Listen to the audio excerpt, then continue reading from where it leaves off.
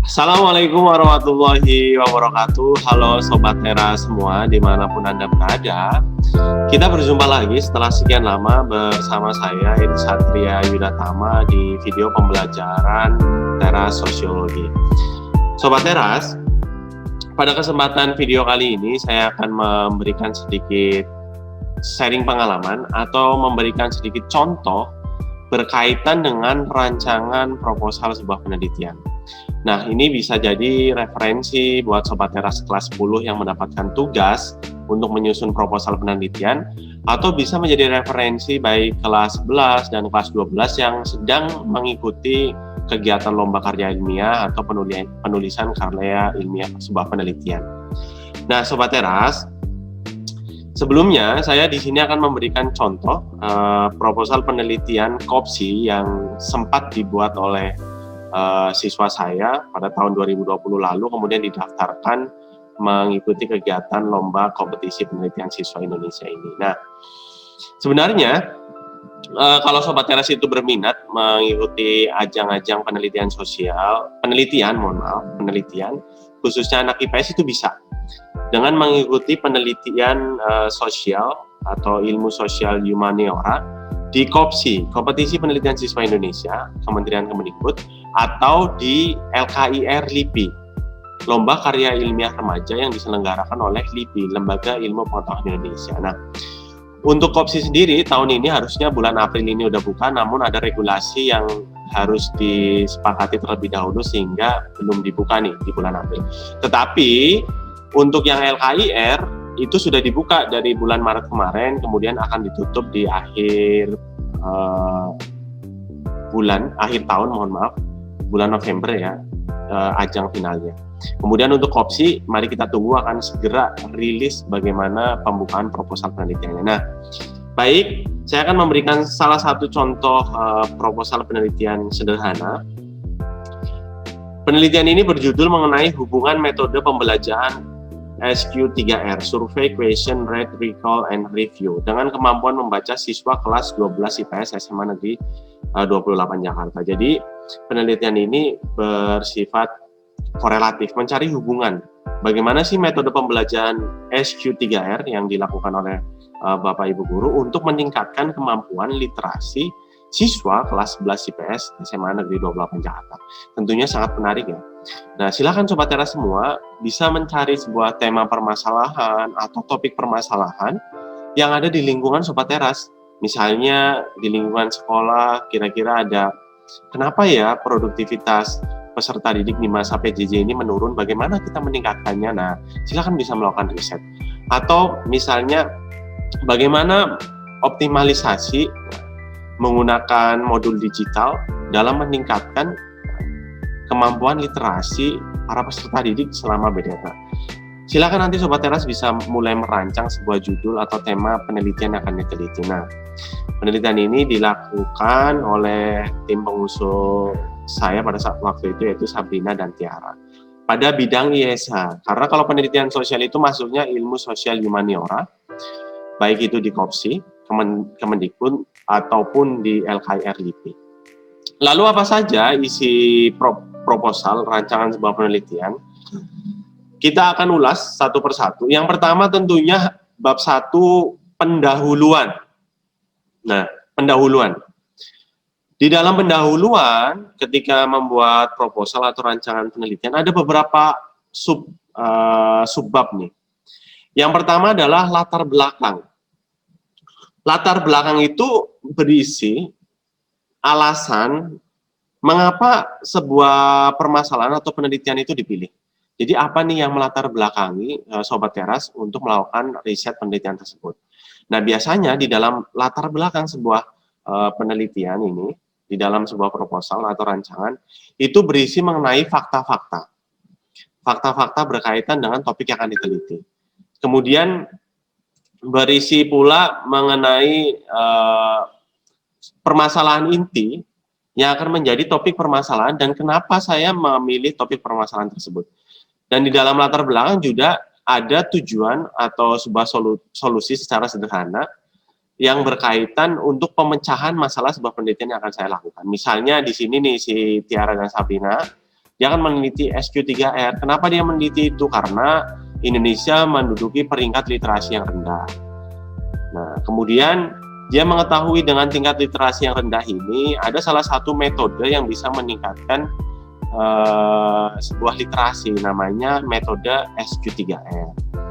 Kemudian dikerucutkan lagi nih di dalam latar belakang bahwa kemampuan literasi itu juga yang rendah itu juga terlihat di dalam teman-temannya yang ada di siswa-siswi kelas 11 tersebut. Kemudian dia memberikan sebuah solusi, metode SQ3R itu akan diterapkan oleh ibu guru dalam mengajar dengan harapan bisa meningkatkan literasi dan kemampuan siswa kelas 11. Maka dari itu, di dalam latar belakang ini dia memunculkan fakta-fakta, kemudian topik permasalahan kenapa dia mengangkat penelitian tersebut, hingga tujuan akhir dia akan melakukan sebuah penelitian, yaitu untuk tertarik meneliti mengenai hubungan metode pembelajaran SQ3R dengan kemampuan membaca siswa-siswi kelas 11 IPS. Nah, inilah isi dari latar belakang. Jadi, latar belakang itu alasan mengapa Sobat Teras akan melakukan riset penelitian tersebut. Isinya apa? Fakta-fakta, data-data, permasalahan, dan solusi singkat yang akan dilakukan oleh Sobat Teras ketika melakukan penelitian. Kemudian subbab yang kedua ada permasalahan. Permasalahan atau rumusan masalah ini adalah penekanan. Penekanan lanjutan dari latar belakang yang sudah diungkapkan, bahwa di dalam latar belakang sini tadi menjelaskan literasi rendah, kemudian ingin meningkatkan kemampuan literasi dengan metode SQ3R. Maka di permasalahan, subbab permasalahan atau rumusan masalah ini ditekankan dengan menggunakan kalimat tanya. Kalau di dalam contoh ini menggunakan dua kalimat tanya. Yang pertama, bagaimana hubungan antara metode pembelajaran SQ3R dengan kemampuan membaca siswa kelas 11. Kemudian penekanan rumusan masalah yang kedua dalam contoh sederhana ini adalah bagaimana efektivitas dari penerapan SQ3R dengan kemampuan membaca peserta didik. Jadi Sobat Teras, ketika membuat rumusan masalah itu menggunakan kalimat tanya. Saya sarankan menggunakan kalimat tanya how, bagaimana atau mengapa. Karena apa? Karena ketika kita menggunakan kalimat bagaimana dan mengapa, itu akan menjelaskan paparan yang begitu luas dan mencari tahu alasan dari permasalahan yang akan kita teliti. Kemudian kalau latar belakang sudah, permasalahan sudah, tujuan penelitian. Kalau permasalahannya ada satu, saya sarankan tujuannya juga satu. Kalau ada permasalahannya dua, saya sarankan tujuannya ada dua. Jadi tujuan penelitian adalah pernyataan dari pertanyaan sebuah penelitian. Jadi kalau di sini bagaimana hubungannya, untuk mengetahui hubungan. Kalau di sini bagaimana efektivitasnya, tujuannya kedua untuk mengetahui efektivitas.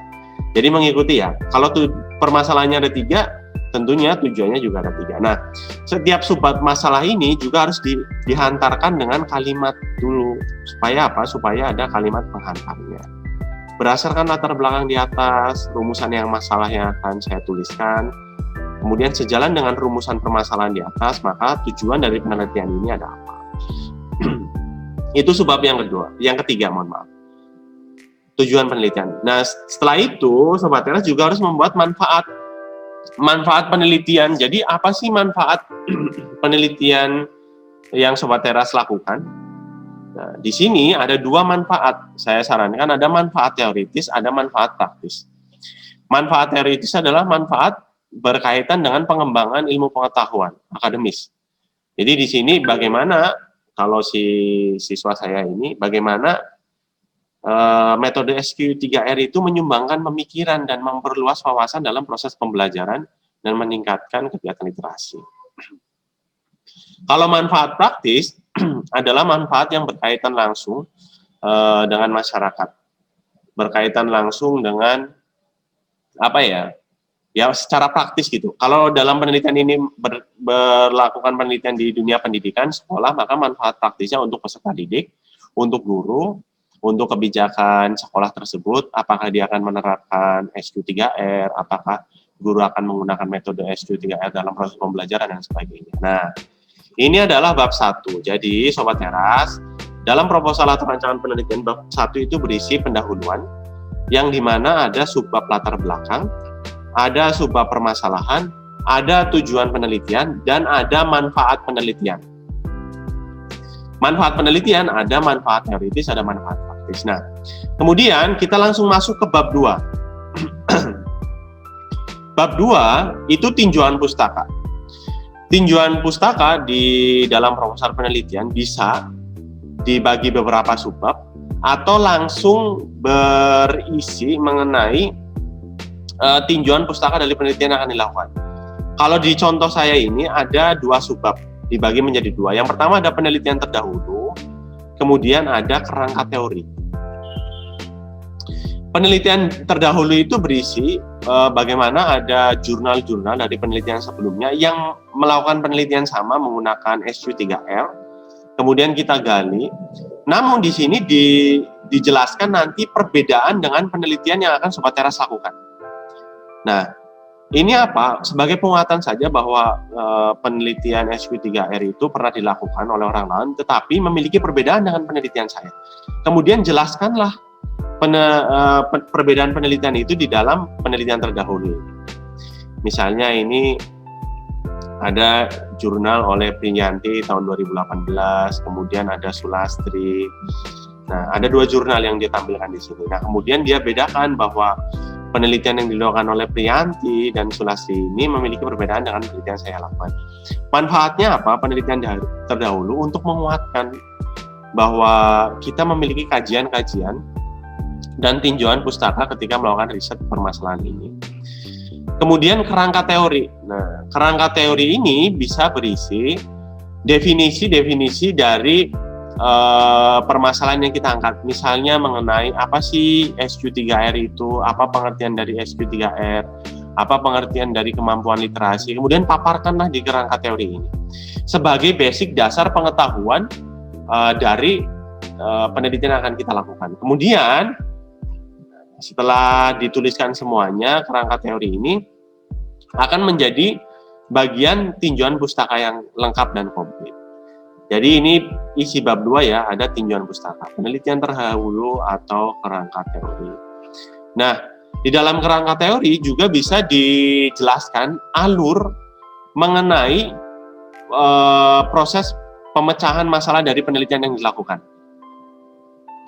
Dan kira-kira nanti seperti apa hasilnya gitu. Nah, dijelaskan secara singkat saja.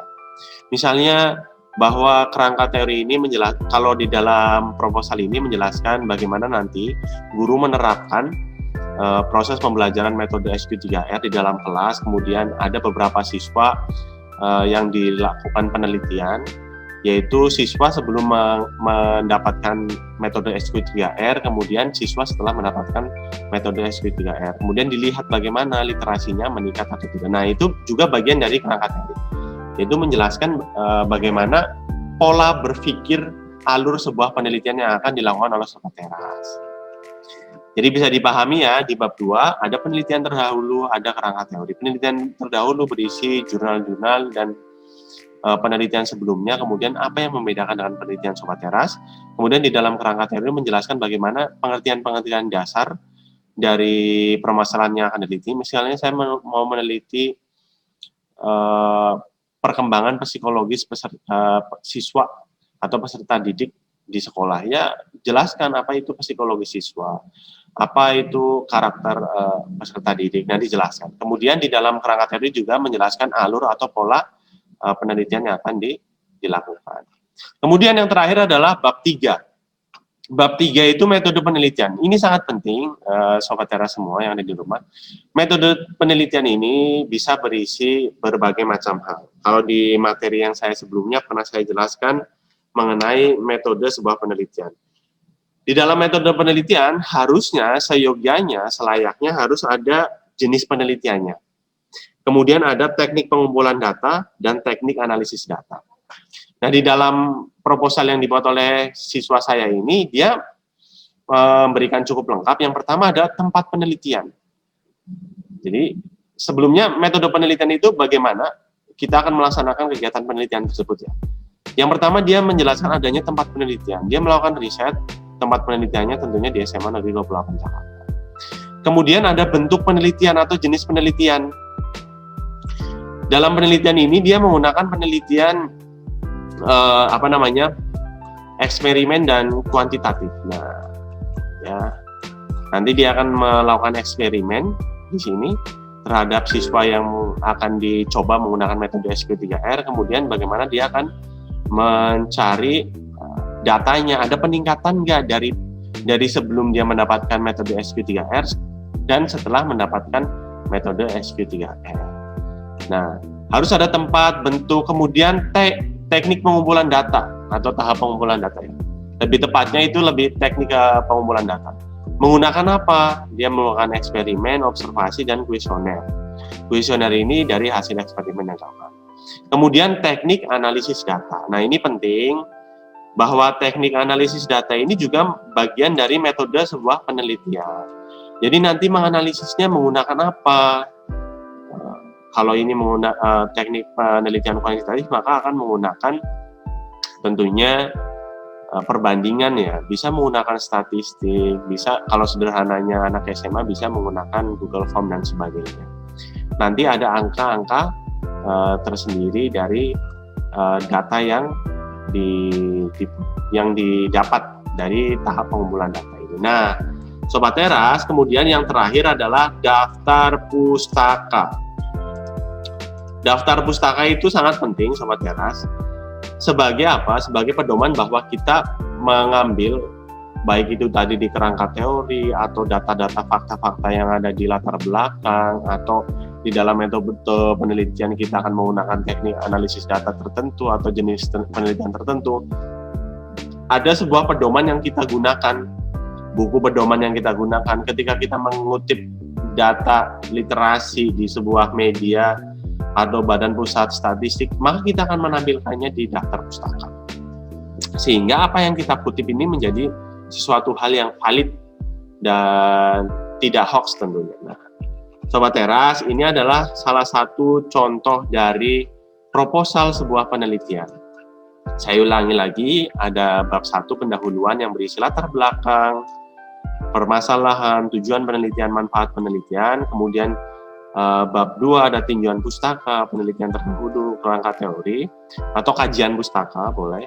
Kemudian ada bab 3, metode penelitian yang berisi bagaimana tempat penelitiannya, bentuk atau jenis penelitian, teknik pengumpulan data, dan teknik analisis data. Dan yang terakhir adalah daftar pustaka. Nah, Sobat Teras semua, semoga Sobat Teras bisa melakukan dan menyusun sebuah rancangan penelitian sosial, baik itu untuk tugas sosiologi Sobat Teras semua, atau barangkali Sobat Teras mau mengikuti ajang KOPSI dari Kementerian Kemendikbud, kompetisi penelitian siswa Indonesia yang akan segera dibuka sebentar lagi, atau akan mengikuti lomba karya ilmiah remaja yang ke-54 kalau salah, mohon maaf kalau salah koreksi ya, yang diselenggarakan oleh LIPI, Lembaga Penelitian Ilmu Pengetahuan Indonesia. Nah, Sobat Teras semua, silakan, semoga video ini bisa bermanfaat untuk Sobat Teras mengenai contoh proposal penelitian sosial. Sampai jumpa di video pembelajaran Teras Sosiologi berikutnya. Assalamualaikum warahmatullahi wabarakatuh. Dadah.